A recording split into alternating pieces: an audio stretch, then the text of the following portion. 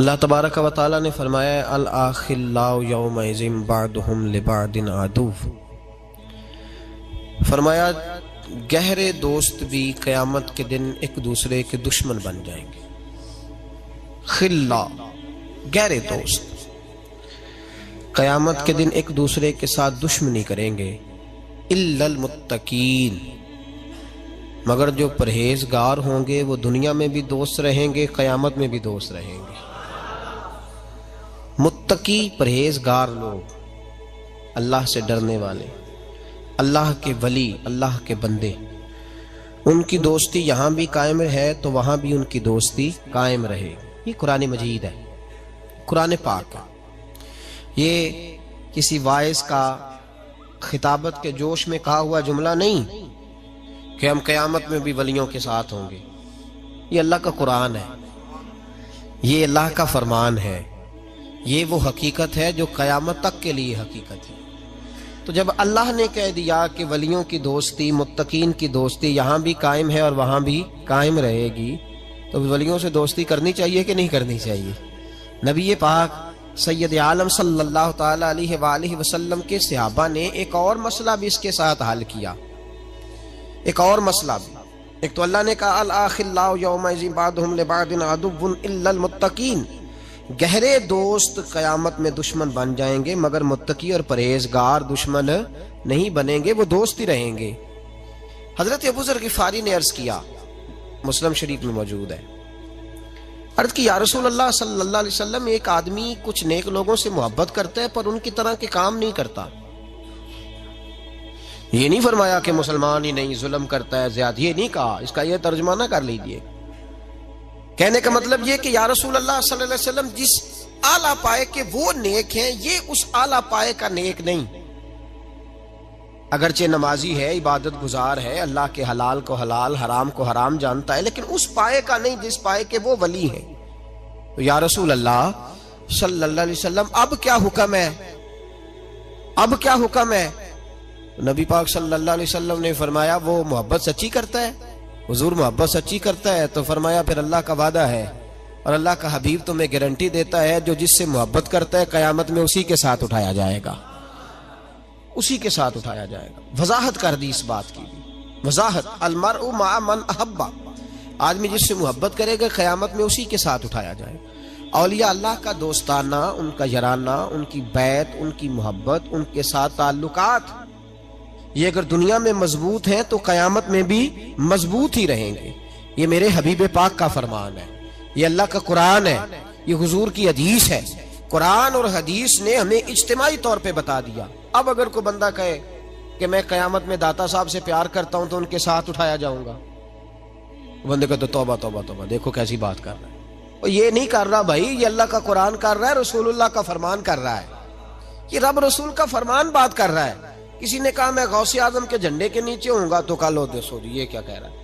किसी ने कहा मैं आला हजरत फाजले बरेलवी के साथ उठाया जाऊंगा, ये कैसी बात कर दी? मैं हजरत अजमेरी का गुलाम हूं तो उनके साथ उठाया जाऊंगा। मैं शेख शहाबुद्दीन सोहरवर्दी का मानने वाला हूं, मैं हजरत मुजद्दद साहब का गुलाम हूं। लोग कहते हैं ये कैसे हो गया? तो भाई प्रापोगंडे ने हकीकतें छुपानी शुरू कर दी हैं। हकीकत यही है कि जिनके यहाँ नेकों से याराने हैं उनके वहां भी कायम रहेंगे और इन ताल्लुकात में अल्लाह तबारक व तआला के फजल से वुसअत आएगी। अब इस आयत की तफसीर में मौला अली का फरमान सुनो। मौला अली शेर खुदा रदी अल्लाह तआला अन्हु फरमाते हैं, जब दो दोस्त हों, दोनों दोस्त पर हों काफिर, वो जब दोनों मरेंगे तो पहले जो मरेगा वो शिकायत करेगा अल्लाह की बारगाह में, या अल्लाह वो जो मेरा पीछे ये दोस्त आ रहा है ना, वो मुझे रोकता था तेरी फरमाबरदारी से, वो मुझे कहता था बुत पूजा कर, उसने मुझे बहकाया था, उसने मुझे खिलाफ किया, मैं उसकी वजह से गुमराह हुआ। तो फरमाया वो भी जब मरेगा तो अल्लाह दोनों को कहेगा हाँ भी बताओ किसने गुमराह किया, तो दोनों एक दूसरे पे इल्जाम लगाएंगे। फरमाया अल्लाह दोनों को जहन्नम में डाल देगा। ये सूरह ज़ुखरुफ की इस आयत की तफसीर हजरत अली बयान कर रहे हैं। अल आखिल्लाउ यौमइज़िन बअदुहुम लिबअदिन अदुव्व इल्लल मुत्तकीन, गहरे दोस्त क़यामत में दुश्मन बन जाएंगे मगर परहेजगारों की दोस्तियां कायम रहेंगी। तो हजरत अली फरमाने लगे, तफसीर खज़ाइनुल इरफान के अंदर आपका ये कौल मौजूद है। हजरत अली कहने लगे दो दोस्त हो दोनों मोमिन, ये तो दो काफिर थे, दो दोस्त हो दोनों मोमिन, दोनों नेक, एक दुनिया से जब चला जाता है ना, तो रब ताला की बारगाह में पहले पहुंचता है तो कहता है या अल्लाह मैं भला किस तरह नेक हूं, वो जब मेरा पीछे रह गया वो मुझे नमाज की तलकीन करता था, ऐ अल्लाह वो मुझे इबादत की तरफ तवज्जो दिलाता था, वो मुझे कहता था आओ महफिल में चले, वो मुझे कहता था आओ नमाज पढ़े, वो मुझे कहता था आओ आज हम भी शरीक हों किसी अच्छी मजलिस में, उसकी वजह से मेरे अंदर बड़ी तब्दीली आई। फरमाया जब वो भी आएगा तो रब उससे बाद में आने वाले दोस्त से पूछेगा तेरा क्या ख्याल है, तो वर्ज करेगा मौला मैं तो इसकी वजह से नमाजी था। ये दोनों एक दूसरे की तारीफें करेंगे, कुर्बान जाएं क्या लुत्फ होगा, क्या नजारा होगा, क्या अंदाज होगा। मौला अली फरमाते हैं दोनों तारीफ करेंगे तो रब फरमाएगा मेरा फैसला यह है कि तुम दोनों को जन्नत में भी इकट्ठे दाखिल किया जाएगा। दोस्तियां अच्छी बनाएं। MNA का कार्ड हमने संभाल के रखा होता है, बाद में चाहे उसका PA भी ना पहचाने। MPA के साथ जो तस्वीर लोग खिंचवाते हैं वो लोगों ने ड्राइंग रूम में लगाई होती है। और किसी पीर के मुरीद हो जाए ना, अगर जाना आना हो भी जाए किसी नेक बंदे के पास हमारा, तो कोई हमसे पूछे तो हम कहते हैं हाँ मैं जाता हूं कभी कभी, ऐ मेरा मौलवी साहब से ताल्लुक। वो भी आते हैं कई दफा, कल परसों भी आए हुए थे, उनका टेलीफोन आता रहता है। ये तरीका है बात करने का जी। जो दोस्तियां हमें कयामत के दिन शफात करके बख्शवाएंगी, क्योंकि मौलवी दरवेश फकीर दुनियावी तौर पर लोग अच्छी बड़ी नजर से नहीं देखते, तो हम भी जरा ताल्लुक बनाते हुए ना, वो जी ठीक है जी मैं भी कहता रहता हूं, हम कमजोर, जब तूने अपना ताल्लुक ही कमजोर कर दिया तो कयामत तक कायम कैसे रहेगा? कयामत तक कायम। मुझे एक दफा एक दोस्त ने पूछ लिया, कहने लगे आपकी निस्बत कहाँ है? मैंने कहा निस्बत क्या होती है, आप कहाँ वाबस्ता है? मैंने कहा ये क्या होता है? इतनी कमजोर बात, हम कोई कमजोर लोग हैं? हम खुल के कहते हैं हम फाजले बरेलवी के गुलाम हैं, हम आला हजरत के गदागर हैं, हम उस दरवाजे के नौकर हैं। और हमारा सबसे बड़ा तारुफ ये है कि हमें कोई कहे कि ये फाजले बरेलवी के दरवाजे पे बैठने वाला वो शख्स है जो चौकीदार है, हम चौकीदार बनना, इतनी तो औकात ही नहीं कि हम कहें कि मैं हजरत मुफ्ती अख्तर रजा साहब की गाड़ी में बैठा करता था। ये तो औकात ही नहीं मेरी, मैं ये लफ्ज कहूं कि मैं हजरत ताजु शरिया के साथ कभी बैठा हूं मैंने रोज, ये औकात ही नहीं हमारी, ये हमारी औकात नहीं।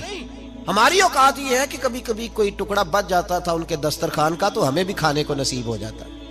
हम उस ये जो तरीका हमने इख्तियार किया ना कि उस अकीदे में आना भी और इश्क करना भी और बचना भी, ये कोई तर्ज जिंदगी नहीं। जो गुलाम होते हैं वो गुलाम होते हैं, जो नौकर होते हैं वो हाँ नौकर की थे नखरा की, वो इस तरह कच्ची कच्ची बातें नहीं सुनाते, हाँ जी हाँ था मैं गया था तो हो गया था। ये क्या बात हुई? बिल्कुल नहीं, कतन नहीं। मेरे एक शख्स ने नाम लिया मोहम्मद अजमल, और मैंने कहा भाई पूरा नाम मोहम्मद अजमल रजा कादरी है मेरा, और मैंने अपनी वसीयत लिख के रखी हुई है। वसीयत तो मैंने लिखा हुआ है कि जब मैं मर जाऊं तो सबसे पहले मेरी कब्र पे कादरी लिखा जाए, इसलिए कि ये मेरी निस्बत है और मुझे उम्मीद है कि सुबह कयामत जब मैदान अशर में उठाया जाऊंगा तो इसकी बरकत से अल्लाह फरमाएगा इसको भी बुला लो, ये भी अब्दुल कादिर जिलानी का नाम लिया करता था। ये कोई ऐसी बात है कमजोर? जी हमें कुरान ने दर्स दिया है, ये हमें रसूलुल्लाह की फरमान ने दर्स दिया है। तो कमजोर कच्चा अकीदा कभी ना रखो जिंदगी में। ये कोई मतलब नहीं है कि हो गया तो कर लिया तो थे तो आए थे, क्या मतलब है इस बात का? कोई तर्जुमा नहीं इस बात का। अपने अंदर कुव्वत ताकत और ज़ौक़ पैदा करो, इस्तदलाल पैदा करो। हम दाता अली अजमेरी के मानने वाले हैं कि नहीं? और अल्हम्दुलिल्लाह डंके की चोट पे मानने वाले हैं। मुझे एक शख्स कहने लगा दाता साहब गए हो? मैं कहा गए नहीं, हाजिरी देते हैं। गए क्या होता है? हम दाता साहब और इंशाअल्लाह ताला जरूर देते हैं। दाता साहब कोई मामूली आदमी है? दाता अली अजमेरी वलियों के इमाम है। ये गौस पाक से पहले के बुजुर्ग हैं, साढ़े जरा नेड़े ने ना, जेड़े खाना काबा काम करते हैं तवाफ थोड़ा ही करते हैं, वो कहते नेड़े ये टुर जाएंगे अगले दिहाड़े। फिर दाता साहब जो है ना, ये गौस पाक से कितना उर्स है दाता साहब का? ये वाला 976वां। 900 बोल के बताएं सारे जेड़े कदी नहीं बोले भी बोलो। 900 जेड़े बंदे कहते ने उर्स अज दी पैदाइश है, इन्होंने पूछो 976 साल ते उन्होंने हो गए ने उर्स हुंदियां। तुसी दसो बेलियो। और अजीब तर्जमा लोग कहते किसी सहाबी का उर्स हुआ है तो बताएं। हाँ जी हुआ है। मेरे नबी पाक हर साल ओहद के शहीदों के मज़ारों पे जाया करते थे। पढ़ो इमाम राजी की तफसीर। हजरत अबू बकर सिद्दीक हर साल शुहदाए उहद के मज़ारों पे जाया करते, हजरत उमर हर साल जाया करते, हजरत सैयदना मौला अली शेर खुदा हर साल जाया करते थे। तो हर साल अगर मज़ारात उहद पे जाना मुस्तफ़ा का तरीका है, तो हम किसी वली के मज़ार पे जाए तो क्या गलती हो गई, इसमें क्या कोताही हो गई? ये हमने वहां से लिया है। ऐसे कच्चा कच्चा कमजोर कमजोर से न बनाओ, ए ना हो कि ना खुदा ही मिला ना विसाले सनम, ना इधर के रहे ना उधर के रहे, जिस तरफ हो तगड़े होके रहो। दो घरों का तो मेहमान भी भूखा रहता है, तगड़े हो, अकीदा मजबूत। ये अलग बात है कि मलंग तलंग को और टाल शाल पहनने वाले को हम वली मानने को तैयार बिल्कुल नहीं, कतन नहीं। और बड़े पीड़े लोग हैं। मेरे आला हजरत फाजिल बरेलवी से एक शख्स ने पूछा, आला हजरत फाजिल बरेलवी, और दलील मैं दूंगा। इन लोगों को तो तौहीद की हवा भी नहीं लगी। तौहीद का सबक अगर पढ़ाया तो बरेली के इमाम ने पढ़ाया है, तो हवा भी नहीं लगी। आला हजरत रहमतुल्लाह अलैह फरमाते हैं, कब्र को सजदा करना तो दूर की बात है, मैं तो चूमने की भी इजाजत नहीं देता, मैं तो हाथ लगाने की भी छुट्टी नहीं देता। 4 हाथ दूर खड़े रह के फातिहा पढ़ो। और मैंने प्रिंट करा के फतावा आला हजरत के, पिछले साल मेरा मजमून अखबार में छपा। मुझे एक शेखुपुरा के वकील साहब ने टेलीफोन किया, कहने लगे जी मैंने एक्सप्रेस में पढ़ा है, तो आप दिखा सकते हैं कि इमाम अहमद रजा बरेलवी ने ये कहा है? मैंने कहा जी दिखा देना, मैं बखा देना, पर तुसा फिर भी नहीं बनना। ये मैंने बड़ा तजर्बा किया। लोग देख दाख के भी मानते हैं। एक बंदा मैंने कहता बुखारी जो दिखाओ, मैं उन्होंने बुखारी कट के दी, कहना हूं मैं मौलवी साहब बखा के आया। मैं क्या गल पहलों क्यों नहीं सी की तू भाई? हम इंतशार पैदा नहीं करना चाहते, हमारा मिजाज नहीं, हम मुस्बत बात करने के आदी हैं, पर गलत बात भी बर्दाश्त, मेरे दिल को तकलीफ होती है। इधर देखो, दाता अली अजमेरी ने कोई मकान नहीं बनाया, जायदाद नहीं बनाई, औलाद एक शादी की, बच्चे नहीं हुए, दूसरा निकाह नहीं किया, जिंदगी गुजार दी दीन के लिए। 21 दिन पत्ते खा के दाता साहब कहते हैं मैंने गुजारा किया। और 7 दफा हिंदुओं ने इतना मारा कि मुर्दा समझ के छोड़ गए। अल्लाह ने जिंदगी दी, उस शख्स ने जिंदगी गुजार दी। और यहाँ आज एक मौलवी मिंबर पे बैठ के इतनी लंबी जुबान खोल के कहता है दाता साहब के मजार पे शिरक होता है। इसे ख्याल ही नहीं आया कि इसकी बात कर रहा है। कल दिन गुजरा है डॉक्टर इकबाल का, अल्लामा इकबाल, मामूली आदमी नहीं, इकबाल रहमतुल्लाह अलैह। दाता साहब के मजार पे खड़े होकर इधर देखो, सोने का दरवाजा है, तो वहां इकबाल का शेर लिखा है। इकबाल कहते हैं सैयदे हजवेर मखदूमे उमम, सैयदे हजवेर मखदूमे उमम, सैयदे हजवेर मखदूमे उमम। इकबाल कहने लगे अली बिन उस्मान हजवेरी वो मोशन है मुसलमानों का कि सारी उम्मत को आके इनकी खिदमत करनी चाहिए। ये उम्मत मुस्लिमा के मखदूम है, सैयदे हजवेर मखदूमे उमम। और इकबाल ने हरम कहा है दाता साहब के मजार। मैं नहीं कहता वो हरम है। इकबाल कहा करते थे ये हरम है, इसलिए कि यहाँ मोइनुद्दीन अजमेरी जैसे लोग आके वजीफे पढ़ते हैं, वो चिल्ले करते हैं यहाँ आके। मामूली बात है। मैंने कहा आपका जरा करीब है। एक अंग्रेज आया था, दौरा करके गया वापस। किसी ने कहा लाहौर भी देखा है? उसने कहा देखा है। कहा शीश महल भी है? कहा है। मीनारे पाकिस्तान भी है? कहा है। उसने कहा यार बड़ा कुछ है, कुछ है देखी तूने? कहा हाँ बड़ा कुछ देखा है। और लाहौर में मैंने एक कब्र देखी है, वो कब्र इस तरह की है कि मुसलमानों के दिलों पे हुकूमत कर रही है। दिल कब्जे में है उस दरवेश के, उस सूफी के कब्जे में। हमारे नेड़े है ना जरा, उस तरह की कदर मंजिलत। वरना हजरत अजमेरी, हजरत बाबा फरीद साहब, ये सारे लोग यहाँ हाजिरी देना, हजरत सुल्तान बाबू जैसे लोग इनकी तारीफें करते हैं, कहते हैं ये बड़ा आदमी है भाई, अली अजमेरी बड़ा आदमी है। तो इन सूफिया का प्यार, औलिया का प्यार। निसाई शरीफ सुनो, निसाई का हवाला। मेरे रसूल पाक सल्लल्लाहु अलैहि वसल्लम ने फरमाया कयामत के दिन किसी को ताकत नहीं होगी अल्लाह की बारगाह में बोलने की। निसाई शरीफ अर्ज कर रहा हूं। और सियासता की रवायत इब्ने माजा में भी मौजूद, किसी को ताकत नहीं होगी रब करीम की बारगाह में बोलने की। लेकिन फरमाया अल्लाह की बारगाह में कयामत के दिन सबसे ज्यादा तकरार कुछ नेक लोग अपने दोस्तों के बारे में करेंगे, तकरार करेंगे अल्लाह की बारगाह में अदब के साथ, नाज के साथ। दूसरा तर्जुमा ये कर लो कि अल्लाह की तौफीक से बोलेंगे, अल्लाह खुद चाहेगा ये बोले। अल्लाह फरमाएगा जाओ जन्नत में नेक लोगों को, तो हुजूर फरमाते हैं वो कहेंगे या अल्लाह पहले उन्हें भी बुला जो हमारे साथ नमाजें पढ़ते थे, जो हमारे पीछे जुमे पढ़ते थे उन्हें भी बुला, जो हमारे साथ शरीक होते थे बुला। ये मुस्तफा के लफ्ज हैं। नबी पाक सल्लल्लाहु अलैहि वसल्लम फरमाते हैं, रब करीम फरमाएगा वो तो जहन्नम में है, उनके तो गुनाह ज्यादा, पाप ज्यादा। तो वर्ज करें कि मौला पहले उन्हें बुला तब हम जन्नत में जाएंगे। तो अल्लाह फरमाएगा इज़हाबू फ़अख़रिजू मिनहुम मन अरफ़तहुम, जाओ, ये लफ्ज है हदीस के। अल्लाह उनसे कहेगा जाओ जहन्नम के दरवाजे तक जाओ और जिस जिसको पहचानते हो उन सबको जहन्नम से निकाल के जन्नत में दाखिल कर दो। ये अल्लाह इख्तियार देगा अपने नेक बंदों, ये अल्लाह इख्तियार देगा अपने नेक बंदों को कि जाओ जिस जिससे तुम्हारी वाकफियत है ना, मन अरफ़तहुम, जिस जिसको तुम पहचानते हो, जिस जिससे वाकफियत है उसे निकाल के जन्नत में। और मेरे नबी पाक का तो मिशकात में ये फरमान भी मौजूद है, एक गुनाहगार ने किसी अल्लाह के वली को वुजू कराया था और एक हदीस में ये है कि एक प्याला पानी का पिलाया था। वो गुनाहगार जा रहा था जहन्नम की तरफ, फरिश्ते ले जा रहे थे, वली जन्नत में जा रहा था, तो अल्लाह ने मुलाकात करा दी। मुलाकात किसने कराई? नहीं, किसने कराई? अल्लाह। इसका मतलब है वलियों से मुलाकात भी अल्लाह ही कराता है। अल्लाह ने मुलाकात करा दी तो फरिश्तों से छुड़ा के वो बंदा दौड़ा, बाबा जी से कहने लगा मुझे पहचानते हो? उन्होंने कहा नहीं पहचान करा। का हुजूर एक दफा आप हमारे इलाके आए थे, मैंने वुजू कराया था। मेरे मुस्तफा करीम फरमाते अल्लाह की तौफीक से वली वापस पलट गए, वो आलिम वापस आ गए, वो नेक आदमी वापस आ गए और कहा मौला मुझे वुजू कराया इसने, पानी पिलाया, मेरी तो हैसियत नहीं, तू तो जज़ाएं देने वाला है ना, और तेरा बंदा समझ के पिलाया, चेहरे पे दाढ़ी देख के पिलाया, दीन का नौकर समझ के पिलाया, मुझे इसने मुस्तफा करीम की शरीयत का एक अदना खादिम समझ के, तो अल्लाह इस पे मेहरबानी कर। मेरे हबीब फरमाते हैं पानी पिलाने की बरकत से अल्लाह उस गुनाहगार को भी जन्नत अता फरमा देगा।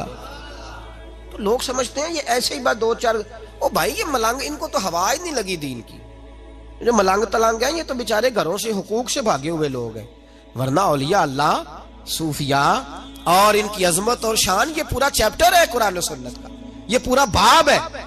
और दाता अली अजवेरी हो, हजरत मुजद्दद अल फिसानी हो या आला हजरत फाजिल बरेलवी हो, इन लोगों ने अपनी तालीमात पेश की। हमारे जमाने में तो मुरीद हो जाए तो उसको भी नहीं ना कहा जा सकता कि तू नमाज पढ़, तो ये लोग तो हिंदुओं से टकराते रहे। हमारे हुक्मरान भाग के जाते हैं दिवाली में, होली में, मंदिरों में, गिरजों में दौड़ दौड़ के जाते हैं, दुआएं कराते फिरते हैं माज़अल्लाह ईसाइयों से। आला हज़रत फाज़िल बरेलवी रहमतुल्लाह अलैह बरेली शरीफ में कसरत थी हिंदुओं की।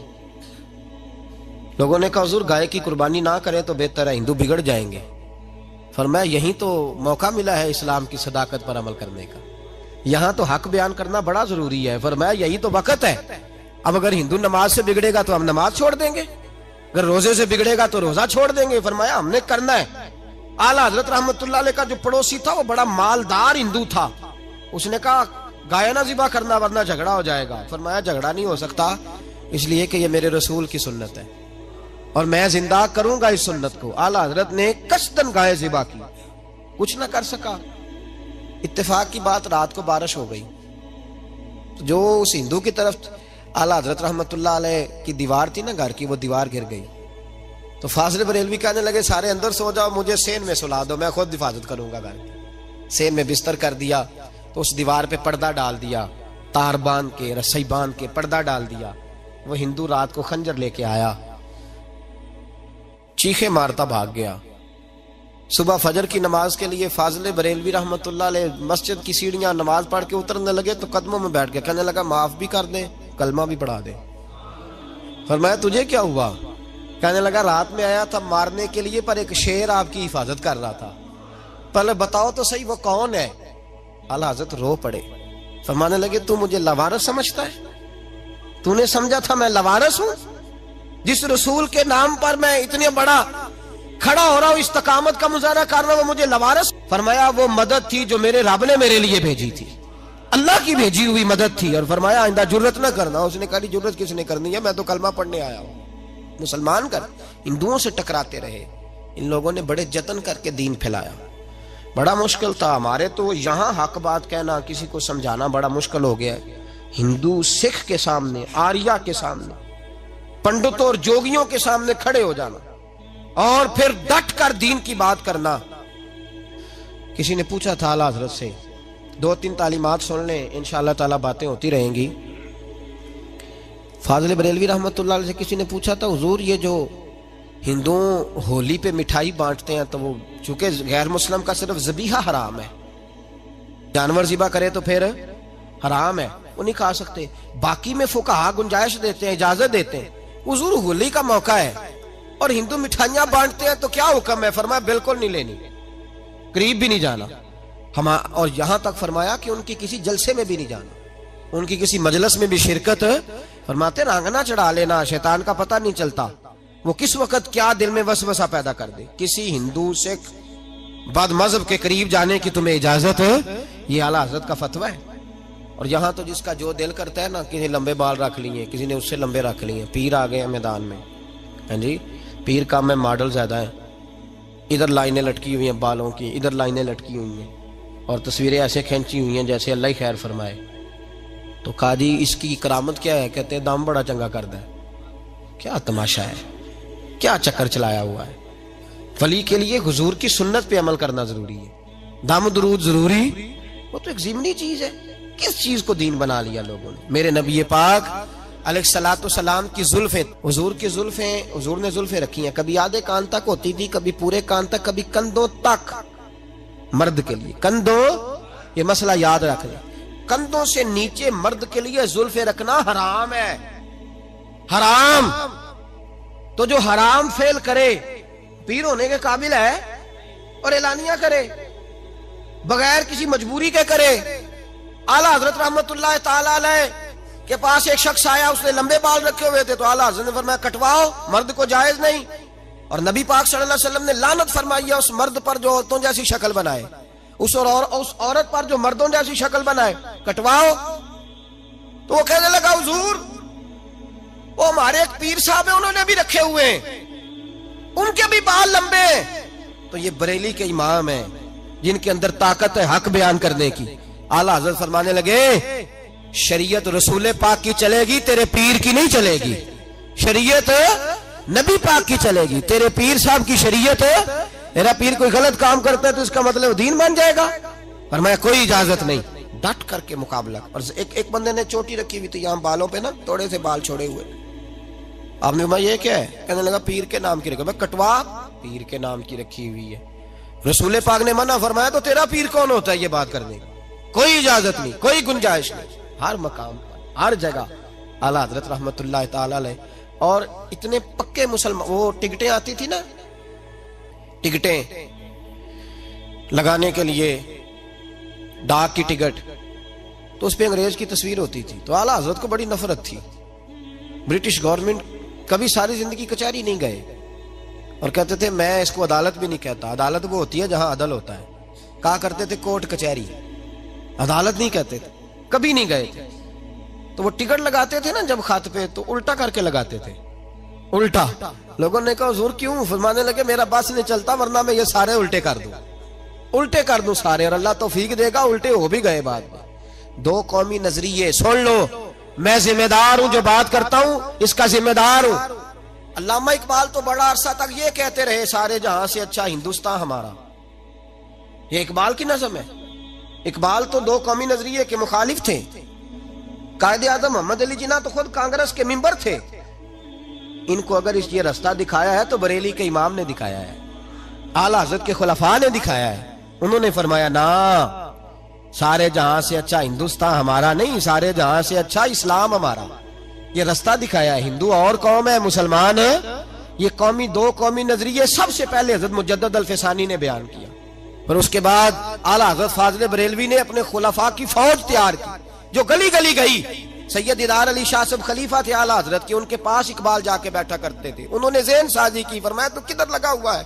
फिर इकबाल बोले, और फिर इकबाल ने ये शेर कहा कि बाजू तेरा तौहीद की कुव्वत से कवी है, इस्लाम तेरा देश है, तू मुस्तफा भी है। इकबाल बड़े मुतासिर थे आला हज़रत से, बड़े मुतासिर। आला हज़रत की कोई नात आती थी तो कहते हैं मुझे लगता है मौलाना अहमद रजा जमीन पे बैठ के नहीं लिखते, जब लिखते हैं नबी पाक की नात लिखते हैं तो किसी और जगह ही बैठे होते हैं, कोई और ही रंग होता है। दाता साहब आला हज़रत हो, इन सूफिया ने दीन फैलाया। हिंदू और मेरे पास मजमून चूंकि बिखरे हुए हैं, दाता साहब का उर्स भी शुरू है और अल्लाह खैर करे, सारे उर्स मुलंगा दे हाथ चढ़ गए, सारे, कोई लाहौर से पैदल, फैसलाबाद से पैदल चला हुआ है, दाता साहब आ रहे हैं, दाता साहब ने राजी लगा कर गले में टल और जनाब बड़े बड़े उन्होंने तो क्या कहते हैं, और रंगीन सोटी को क्या कहते हैं, मतैर, अल्लाह ही खैर फरमाए, ए बाबे आ रहे हैं जी, पीछा पीछा हो जाओ, उधर से रोटी मांगेंगे उधर से रोटी। ये कौन सा मजहब है? ये दाता साहब ने किस किताब में लिखा है?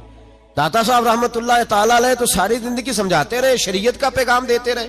ये क्या तरीका तुमने इख्तियार किया? को पिंडी से चला हुआ है, ये चले हुए मलंग, कोई तरीका नहीं है, और सारा कब्जा कर लिया लाहौर से, तो आज शायद गुजरा भी ना जाए जो हाल हो गया। ये बिल्कुल कतन कोई गुंजाइश नहीं। लेकिन इसका ये मतलब भी नहीं कि अगर कुछ बंदे बुरे आ गए हैं तो उर्स ही बुरे हो गए, उर्स ही बुरे हो गए, ऐसी कोई बात नहीं। उर्स का लफ्ज तो हदीस पाक से मिला है।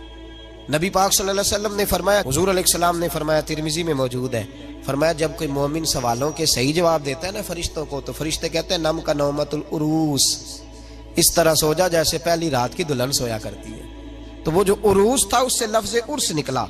और चूंकि हर साल अल्लाह के रसूल शुहदाए उहद के मज़ारों पे जाया करते थे, लिहाजा साल के बाद उर्स सूफिया ने शुरू किया। उर्स का मतलब क्या था? उर्स का मतलब था तिलावत होगी, नात होगी, नबी पाक की सीरत बयान की जाएगी, कुरान पाक पढ़ा जाएगा, खत्म शरीफ होगा, साले सवाब होगा। उन बुजुर्गों की जिंदगी में जो वो तालीमात देते थे, जो मिशन बयान करते थे, उस मिशन पर बात होगी। लोगों ने तबाही कर दी है, बीच में ढोल आ गया, तपला सरंगी आ गई, अल्लाह जाने क्या क्या खराफात आ गई, औरतें सबसे ज्यादा शरीक होती। हम यहाँ हर साल उर्स करते हैं आला हज़रत फाज़िल बरेलवी का।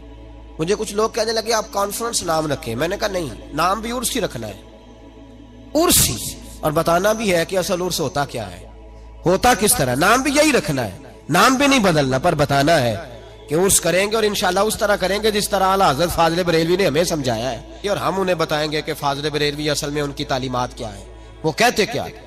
तो चीजों को सही करना है, उन्हें खराब नहीं करना।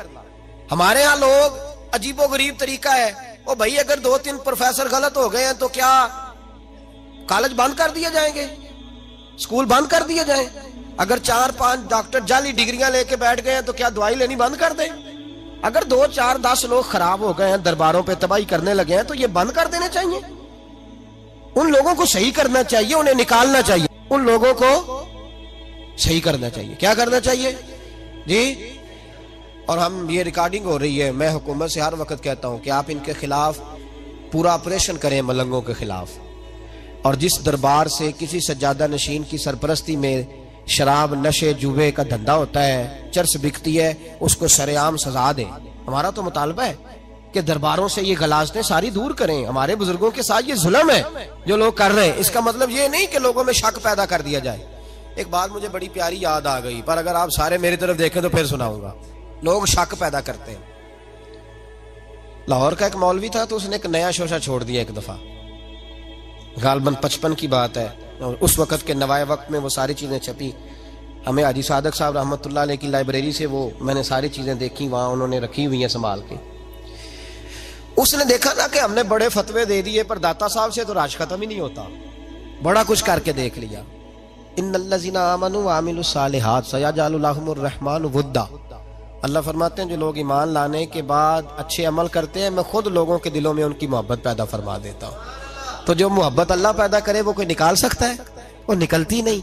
तो जब देखा ना कि बड़े फतवे, और हाजी सादक साहब फरमाया करते थे कि लोगों का साल के बाद उर्स होता है, दाता साहब हर जुमेरात उर्स होता है, उन्हें लोग जमा होते हैं। तो एक मौलाना ने शोशा छोड़ दिया। उन्होंने कहा यहाँ तो दाता साहब की कब्र ही नहीं, वो तो किले में दफन है, चलो मसला खत्म करो। एक नया शक डाल दिया, चाहे लोग बट जाएंगे, इनमें इख्तलाफ हो जाएगा, तो लोग कहेंगे नहीं वो तो उधर है, कुछ उधर जाएंगे, कुछ इधर आएंगे, चलो कोई ना कोई तो फायदा होगा ना। उसने शोर कर दिया जी मुझे कशफ हुआ है, वैसे मानना नहीं किसी वली की करामत को, और खुद कशफ हो गया जनाब, अपनी बारी आई तो सब ठीक है, मुझे कशफ हुआ जी दाता साहब किले में है। मुहद्दिस आज़म पाकिस्तान मौलाना सरदार अहमद साहब रहमतुल्लाह, आप फैसलाबाद से तशरीफ लाए, ये गालबन कोई 50 और 60 के बीच की बात, तशरीफ लाए।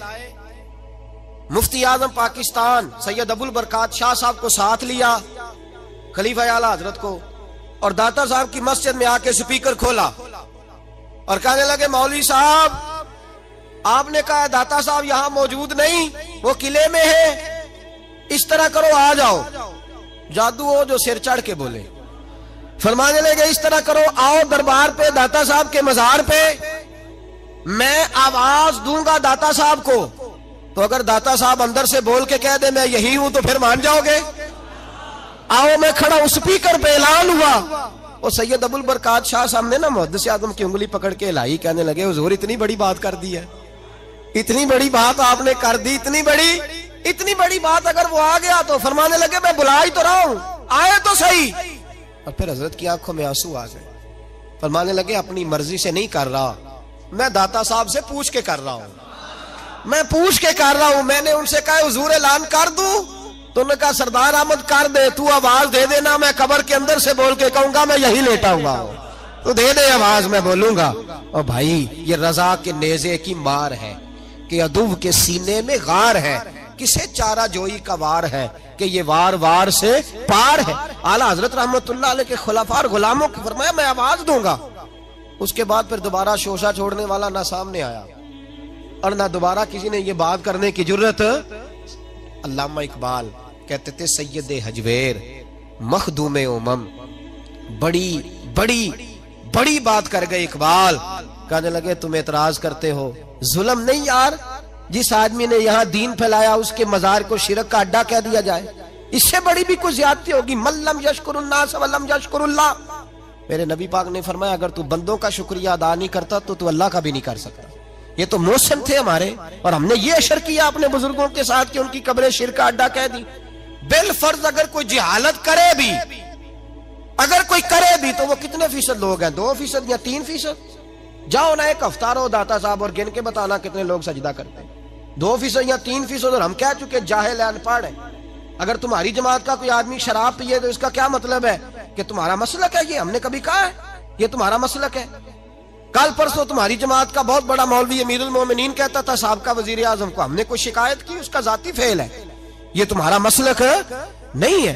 अगर किसी के पास चरस और शराब पकड़ी जाती है और फीम पकड़ी जाती है तो ये उस जमात का मसलक नहीं है, उसका जाती फेल है। अगर कोई आदमी गलत हरकत करता है तो ये उसका जाती फेल है। हमारे बुजुर्गों ने किसी जगह ये बात लिखी, जुल्म ये है कि तुम छोटी छोटी बातें लेकर के इन बुजुर्गों के खिलाफ बात करते हो और मशकूक करते हो उम्मत मुस्लिमा के मुसलमा अकायद को। इससे बाज आओ, अल्लाह की बारगाह में जाना है, वहां जवाब देना है, इतनी ज्यादती ना करो।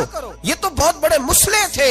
सुनो दाता अली अजमेरी की जिंदगी, एक बात सुने और गौर करें। दाता अली अजमेरी ना टेंड करा के रखते थे, तबीयत थी। हजरत अली का तरीका है, आपने भी हमेशा टेंड रखी, बाल बड़े घने थे।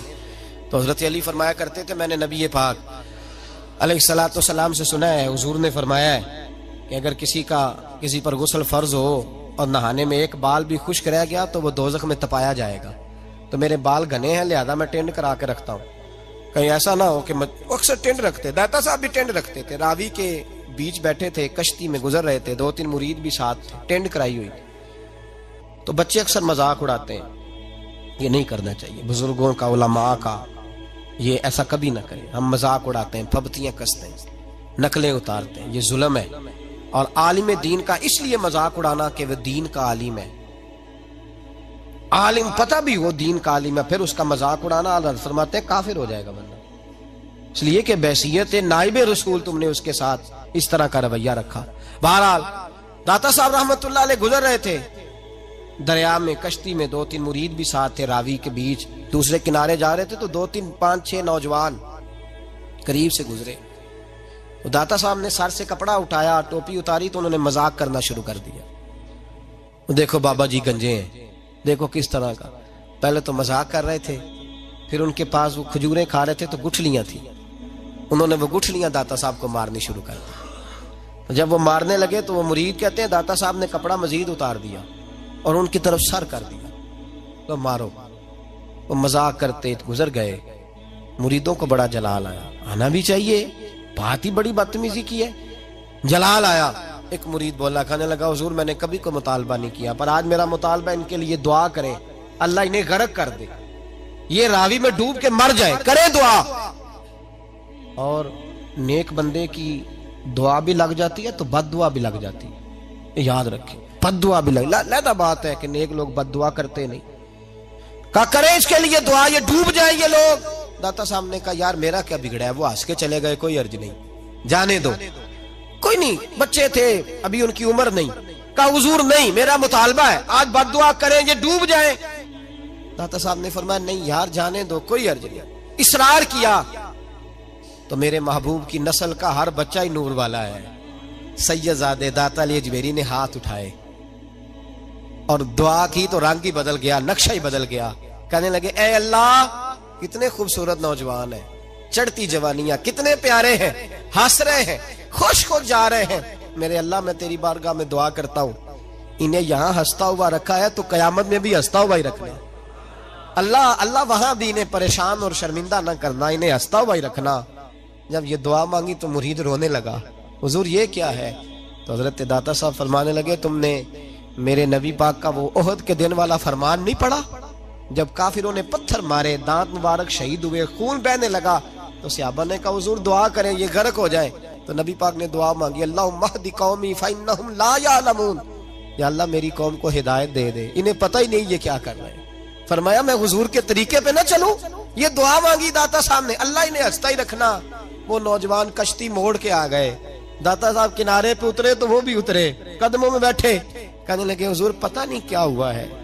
आगे जाके ख्याल आया यार इतना बड़ा बुजुर्ग है और हम ये क्या कर, पता नहीं दिल में क्या हुआ है, मेहरबानी करें, माफ भी कर दें, तौबा भी करा दें, मुरीद भी कर ले। दाता साहब फरमाने लगे शर्त ही है कि रोज मेरे पास पढ़ने आना पड़ेगा। कहा हुजूर पढ़ा करेंगे। फरमाते हैं वो सारे के सारे बच्चे दाता साहब ने दीन के आलिम बना दिए, सारे मुबल्लिग बना दिए दाता साहब ने। कोई बैठा हुआ मुझे दूर दुआ देता है, कोई बैठा हुआ मुझे दूर दुआ देता है, मैं डूबता हूं पर समुंदर उछाल देता है। दाता साहब की जिंदगी इबारत थी दीन के साथ।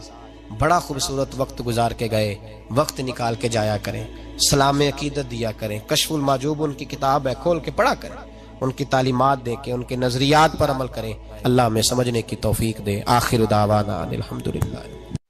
काफिर इसी पिच हो गया, फिर तशबीह मुसल्ला की करना, असा जाहिर नू रब मन्याए, बातन दा अल्लाह की करना, असा जाहिर नू रब मन्याए,